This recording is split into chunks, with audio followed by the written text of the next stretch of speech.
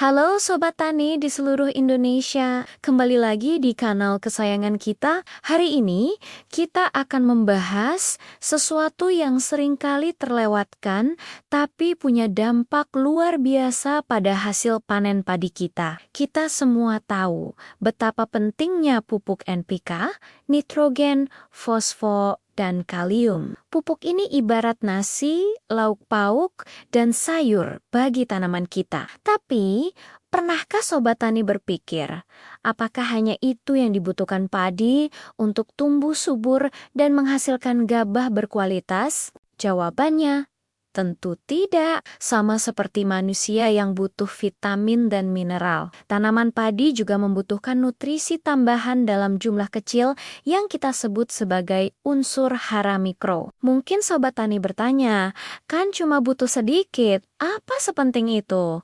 Justru disinilah kuncinya. Meskipun kebutuhannya kecil, peran unsur mikro ini sangat vital. Kekurangan salah satu saja bisa menyebabkan pertumbuhan terhambat, tanaman rentan penyakit, dan yang paling kita tidak inginkan, hasil panen menurun drastis. Ibaratnya, sebuah mesin mobil yang canggih tidak akan bisa berjalan sempurna tanpa satu baut kecil yang esensial. Nah, dalam video kali ini, kita akan kupas tuntas 5 unsur mikro utama yang menjadi pahlawan tak terlihat di sawah kita.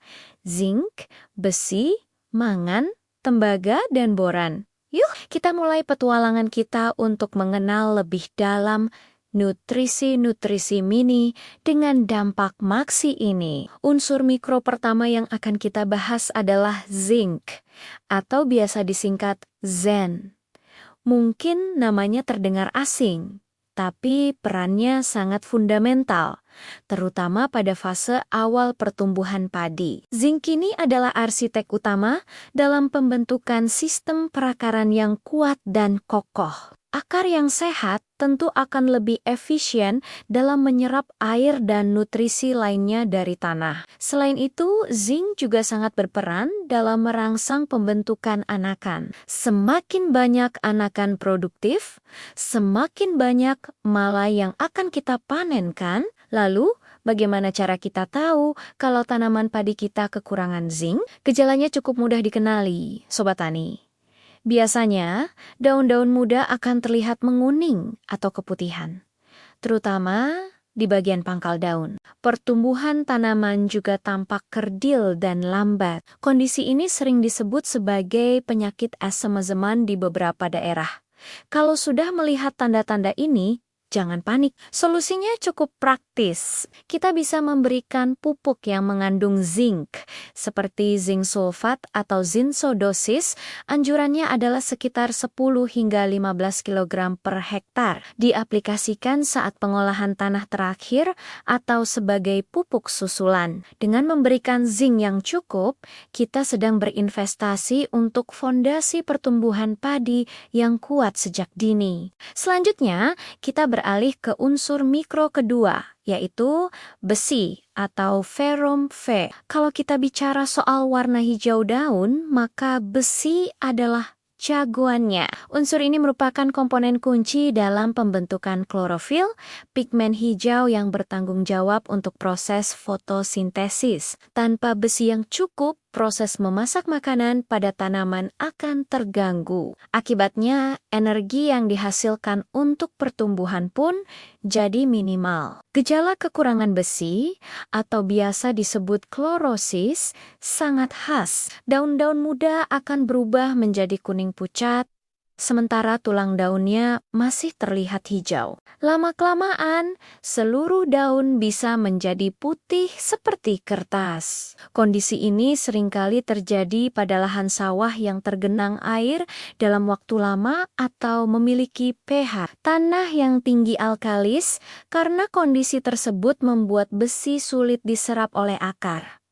Apa solusinya? Pertama, usahakan untuk menjaga aerasi tanah dengan baik. Lakukan pengairan berselang atau intermittent untuk memberikan kesempatan bagi akar untuk bernapas. Selain itu, kita bisa memberikan pupuk mikro yang mengandung besi, misalnya dalam bentuk chelate feta yang lebih mudah diserap tanaman. Dengan menjaga ketersediaan besi, kita memastikan pabrik fotosintesis di setiap helai daun padi kita bekerja secara maksimal. Unsur mikro ketiga yang tak kalah penting adalah mangan atau disingkat Mn. Jika besi adalah kunci pembentukan klorofil, maka mangan adalah manajer efisiensi di dalam tanaman. Salah satu peran utamanya adalah membantu proses penyerapan dan pemanfaatan nitrogen. Jadi, meskipun kita sudah memberikan pupuk urea atau Z dalam dosis yang tepat, tanpa mangan yang cukup, nitrogen tersebut tidak akan bisa diubah menjadi protein secara optimal. Mangan juga berperan sebagai aktivator berbagai enzim yang penting untuk metabolisme tanaman. Bagaimana tanda-tanda tanaman padi kita lapar mangan? Gejalanya sedikit mirip dengan kekurangan besi, yaitu daun menguning. Namun, ada perbedaannya pada defisiensi mangan. Seringkali muncul bintik-bintik atau bercak berwarna coklat kehitaman di antara tulang daun yang menguning, memberikan penampakan belang-belang. Gejala ini biasanya muncul pada daun yang lebih tua terlebih dahulu. Kekurangan mangan sering terjadi pada tanah dengan pH netral hingga basah. Untuk mengatasinya, kita bisa menyemprotkan pupuk daun yang mengandung mangan sulfat MnSO dengan konsentrasi yang dianjurkan. Dengan memastikan kecukupan mangan, kita membantu tanaman padi memanfaatkan pupuk utama yang kita berikan dengan lebih efisien, sehingga pertumbuhan lebih subur dan sehat. Sekarang kita masuk ke unsur mikro keempat, yaitu tembaga atau Cuprum Chu. Jika zinc membangun fondasi akar, maka tembaga adalah insinyur sipil yang memperkuat struktur tanaman. Tembaga berperan penting dalam proses lignifikasi, yaitu proses pengerasan dinding sel tanaman. Hasilnya, batang padi menjadi lebih kuat, kokoh, dan tidak mudah rebah meskipun diterpa angin kencang atau hujan deras. Tentu ini sangat kita harapkan, terutama saat bulir padi mulai terisi dan bobotnya bertambah. Selain memperkuat batang, tembaga juga sangat vital untuk fase generatif, khususnya dalam pembentukan malai. Kekurangan tembaga bisa menyebabkan malai tidak keluar secara sempurna dari pelepah daun bendera atau bahkan malainya menjadi kerdil. Ujung-ujung daun juga bisa terlihat kering dan terpuntir. Kondisi ini tentu akan langsung berdampak pada jumlah gabah yang bisa kita panen. Defisiensi tembaga sering terjadi pada tanah organik atau tanah gambut. Solusinya, kita dapat memberikan pupuk yang mengandung tembaga, seperti tembaga sulfat khusus, baik melalui tanah maupun semprotan daun. Ingat ya Sobat Tani, dosisnya harus sangat hati-hati karena kelebihan tembaga justru bisa menjadi racun bagi tanaman. Dengan tembaga yang cukup, kita membangun postur padi yang tegap dan siap menghasilkan malai yang berkualitas. Unsur mikro terakhir namun sangat krusial yang akan kita bahas adalah boran. B. Kalau kita ibaratkan, boran ini adalah bidan bagi tanaman padi kita. Perannya sangat vital dalam proses reproduksi tanaman, mulai dari pembentukan serbuk sari, penyerbukan, hingga pembuahan. Boran memastikan bahwa bunga padi berkembang dengan sempurna dan proses pembuahan berjalan lancar, sehingga setiap bunga bisa menjadi bulir padi yang berisi. Apa yang terjadi jika padi kekurangan boran?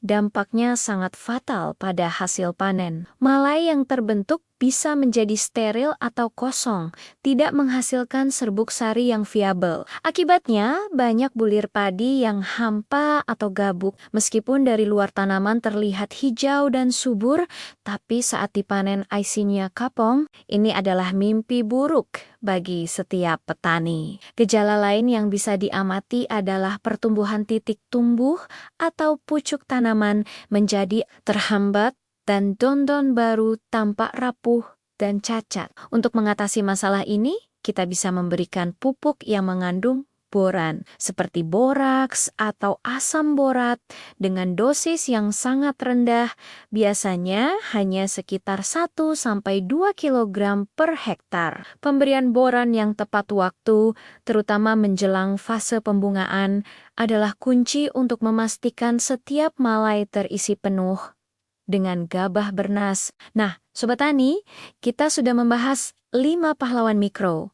Zen untuk akar dan anakan, besi untuk daun hijau, mangan untuk efisiensi nutrisi, tembaga untuk batang kokoh, dan boran untuk bulir bernas. Dari pembahasan ini kita bisa melihat dengan jelas bahwa kesuksesan budidaya padi tidak hanya bergantung pada pupuk makro N, panjang, dan K saja. Unsur-unsur mikro ini, meskipun dibutuhkan dalam jumlah yang sangat kecil, memegang peranan yang sangat spesifik dan tidak bisa digantikan. Kekurangan salah satunya bisa menjadi faktor pembatas yang menghambat potensi maksimal dari tanaman padi kita. Oleh karena itu, mulai sekarang, mari kita lebih bijak dalam memberikan nutrisi bagi tanaman kita. Lakukan pengamatan secara rutin di lahan sawah. Kenali Gay-Jolly-Gayola.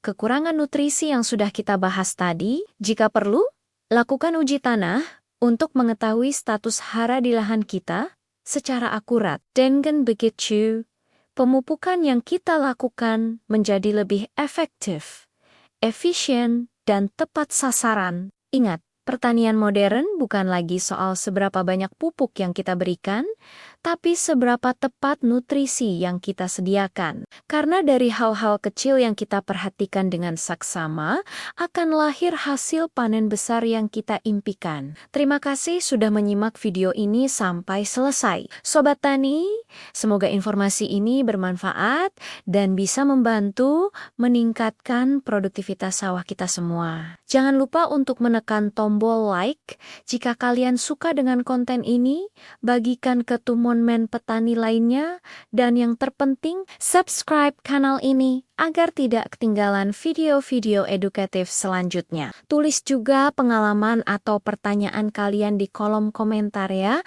Mari kita berdiskusi dan belajar bersama. Sampai jumpa di video berikutnya. Salam petani Indonesia, maju terus pertanian kita.